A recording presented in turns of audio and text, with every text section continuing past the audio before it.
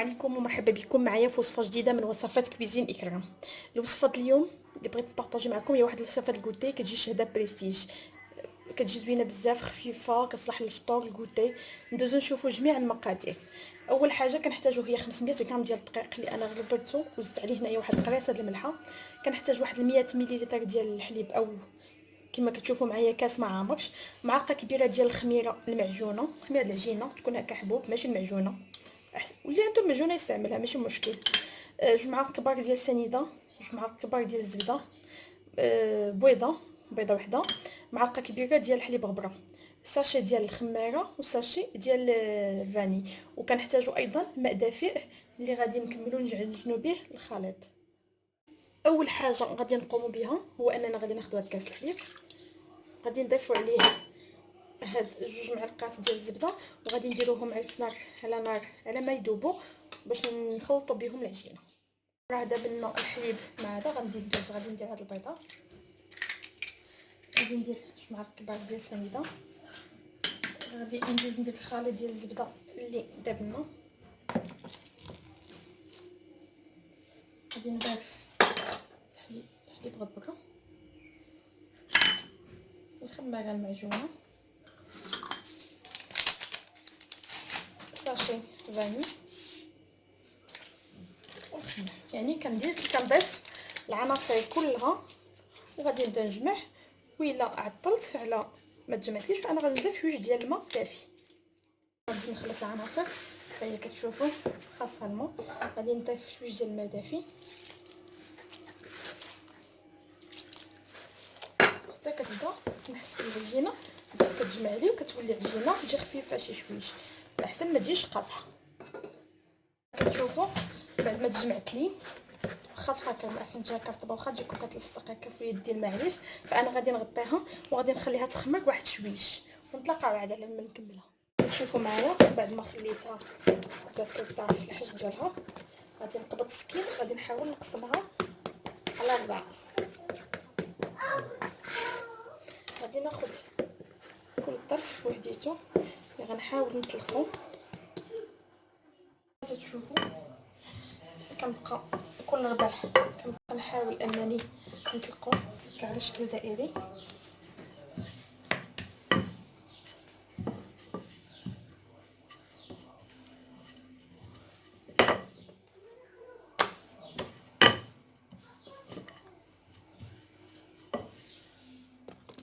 كملت، فانا كناخذ واحد البلاطو كنحاول انني نحط فيه هذا الشكل هكا، تنكون ذوبت واحد شويه تقريبا واحد جوج معالق كبار ديال الزبده مع واحد شويه الزيت، 4 كاس. كنحاول انني ندهن هاد الطبقه. بعد ما كندهنها فانا كندور نمشي لقطعه واحده اخرى وتندلكها بنفس الطريقه، وكنعاود نديرها من فوق منها ونعاود ندهنها، وكنستمر حتى كنسالي طبقات الورق او ربوعه بربعه بيهم. كتشوفوا فانا مستمره في تلقة العجينه كما قلنا، كل مره كنضيف طبقه على طبقه. هادي ها هي كما كتشوفوا الطبقه الرابعه ضفتها. كلشي كما تشوفوا كل طبقه كندير بيناتهم داك الخليط ديال الزبده والزيت. هذه فوقانيه صافي ما كنوليش ندهنها. دابا تناخذ موس وتنبدا نقطعها بحال اللي غنقطعوا بيتزا. غادي نقطعوها على 4، ثم كل ربع غادي نعاود نقسمو على 2، يعني التوتال فانا غادي نقسمها على 8 المثلثات.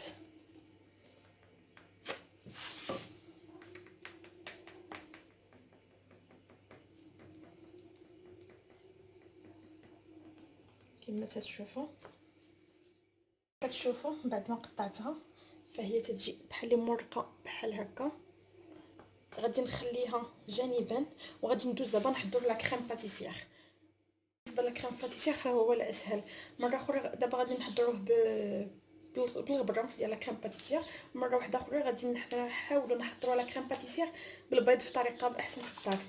دابا هادي هو الاسهل. كنديروا ديك الكاس الحليب، كندير معاه كما شفتوا 2 معلقات ما عامرينش ديال لا كريم باتيسير، واحد معلقه ديال ولا معلقه ونص ديال سنيده. كنستمروا في التخليط، كنهزوهم كنحطوهم فوق نار هادئه، وحنا كنخلطوا دائما مع التخليط المستمر حتى كنحسوا الخليط بدا تيعقد وتنزولوه للبوطه. بعد ما عقدنا الخليط وحيدناه مع البوطه كنضيفوا له واحد الكميه ديال الشكلاط كحل، وكنستمروا حتى كيحاول باش يذوب لنا داك الشكلاط كحل في لا كريم ديالنا، وكتولي لا كريم باتيسير لو غوت شوكولا. وكاين الا بغيتو ديروا كتباع كريم باتيسير وهي في نوار الكاكاو حتى هي كتجي زوينه بزاف. اللي بغا بلا ما يزيد هاد الشكلاط كياخذها في مره لا كريم باتيسير وهي كحله. تشوفوا من بعد فيه الشكلاط ماخذه لا كريم ماخذه اللون ديال الشوكولا. فانا غادي ندوز غنبقى ناخذ ديك الارباع اللي قطعنا على كما قلنا خدينا 8 ديال الطريفات. كندير شويه ديال لا كريم، اللي بغا ما يديرش لا كريم يدير غير شويه ديال نوتيلا، لكم حريه الاختيار وصافي. صافي كنبدا نلويوها على شكل كرواسون.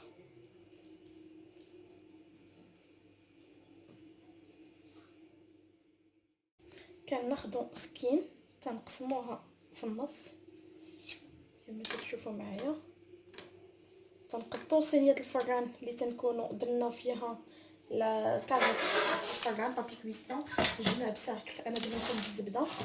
بغيتو ديروا شي صينيه دايره ومديرها بالزبده، وكنحاولوا نحطوا هاد الجناب اللي قطعنا هما اللي يكونوا هكا. كنعطيهم شويه ديال الاتساع باش ملي تنفخ تلقى فين تنفخ تخمك زعما.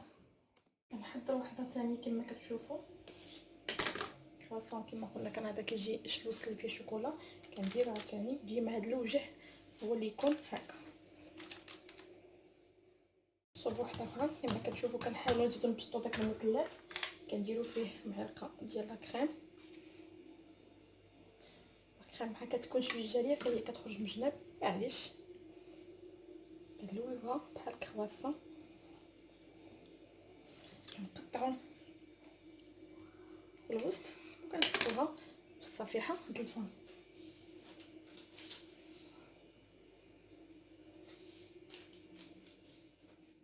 كملت صفيحه الفرن فهي داك الوحده اللي غتبقى لي، فانا كنحاول انني نبسطها بهذا الشكل تنحطها في الوسط.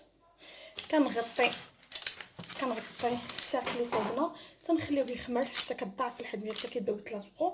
من بعد كندهنوها بالبيض وتندخلوها الفران. المهم نخليها دابا تخمر وعاد نتلاقاو عاود من بعد ما خليتها كما قلنا غير تنطبخ في شي بلاصه دافيه.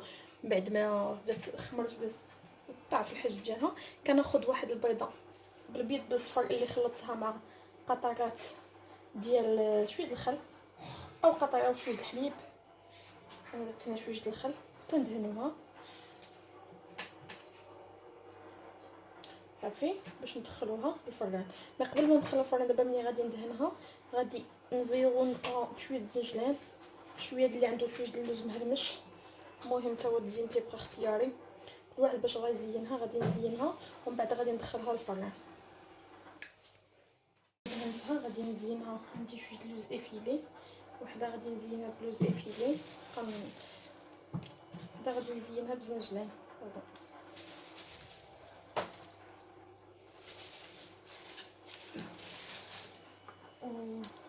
وحده حداها غادي ندير فيها الزنجلان.